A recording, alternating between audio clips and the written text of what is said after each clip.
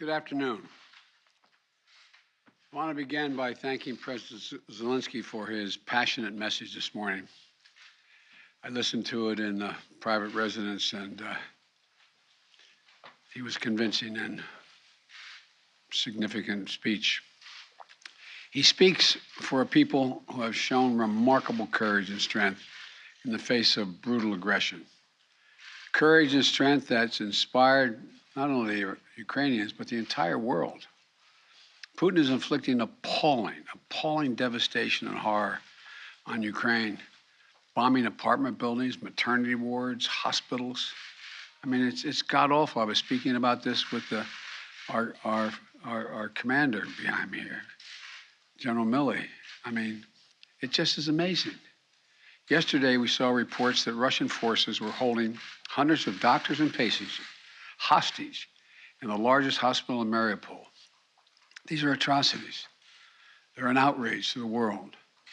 And the world is united in our support for Ukraine and our determination to make Putin pay a very heavy price. America is leading this effort, together with our allies and partners, providing enormous levels of security and humanitarian assistance that we're adding to today, and we're going to continue to do more in the days and weeks ahead. We're crippling Putin's economy with punishing sanctions that's going to only grow more painful over time, with the entire NATO and EU behind us and many other countries.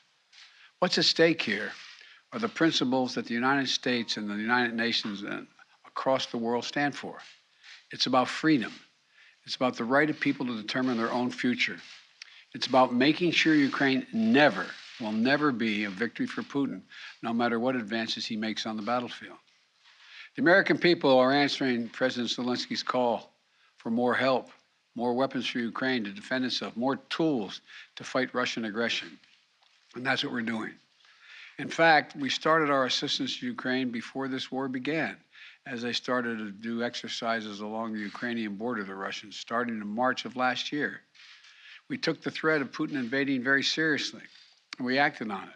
We sent Ukraine more security assistance last year, $650 million in weapons, including anti-air and anti-armor equipment, before the invasion, more than we had ever provided before. So when the invasion began, they already had in their hands the kinds of weapons they needed to counter Russian advances. And once the war started, we immediately rushed $350 million in additional aid to further address their needs.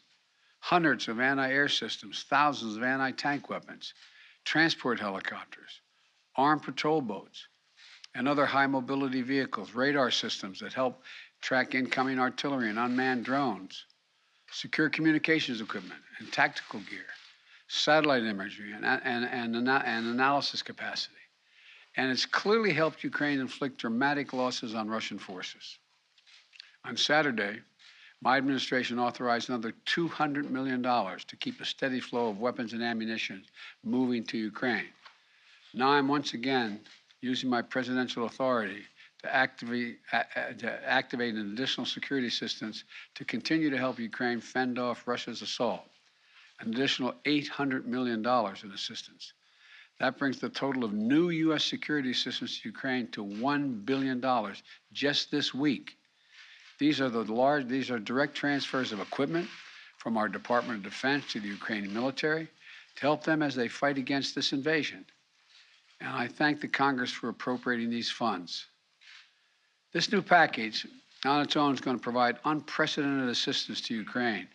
It includes 800 anti-aircraft systems to make sure the Ukrainian military can continue to stop the planes and helicopters that have been attacking their people, and to defend their Ukrainian airspace. And at the request of President Zelenskyy, we have identified and are helping Ukraine acquire additional longer-range anti-aircraft systems and the munitions for those systems. Our new assistance package also includes 9,000 anti-armor systems. These are portable, high accuracy shoulder-mounted missiles that the Ukrainian forces have been using with great effect to destroy invading tanks and armored vehicles. It'll include 7,000 small arms, machine guns, shotguns, grenade launchers to equip the Ukrainians, including the brave women and men who are defending their cities as civilians, and they're on the countryside as well.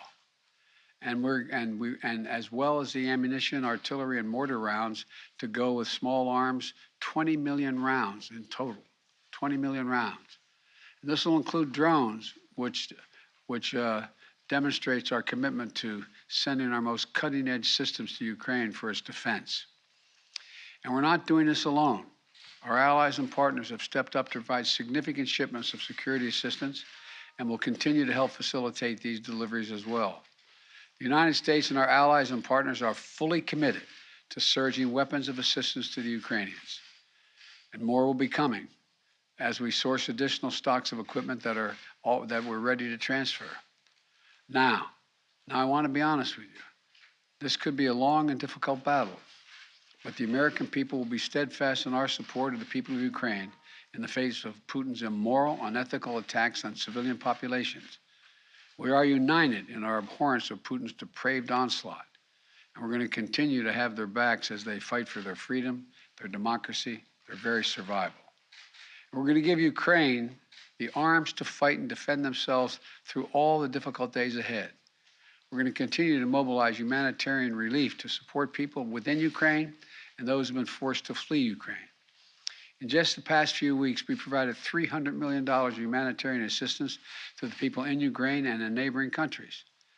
Tens of thousands of tons of food, water, medicine, and other basic supplies to support the people in need. Our experts on the ground in Poland and Moldova and other neighboring countries are there to make real-time assessments of the rapidly evolving crisis to get urgently needed humanitarian supplies to the people in need when they need it. And we will support Ukraine's economy with direct financial assistance as well. And together with our allies and partners, we will keep up the pressure on Putin's crumbling economy, isolating him on the global stage. That's our goal. Make Putin pay the price, weaken his position, while strengthening the hand of the Ukrainians on the battlefield and at the negotiating table. Together with our allies and partners, we're going to stay the course, and we'll do everything we can to push for and end this tragic, unnecessary war. This is a struggle that pits the appetites of an autocrat against humankind's desire to be free. And let there be no doubt, no uncertainty, no question. America stands with the forces of freedom. We always have and we always will. I want to thank you all and God bless you. And I'm going to walk over and sign this bill to allow the drawdown of those materials. And may God protect their young Ukrainians who are out there defending their country.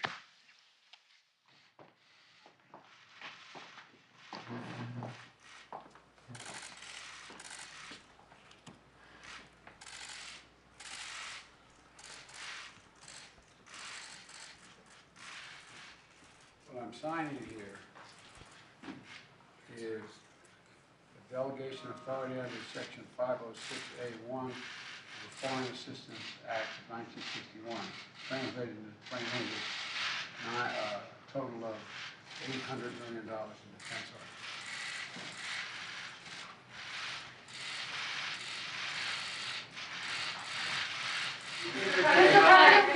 Mr. President, what will it take for you to send the Polish MiGs that President Zelenskyy is asking for?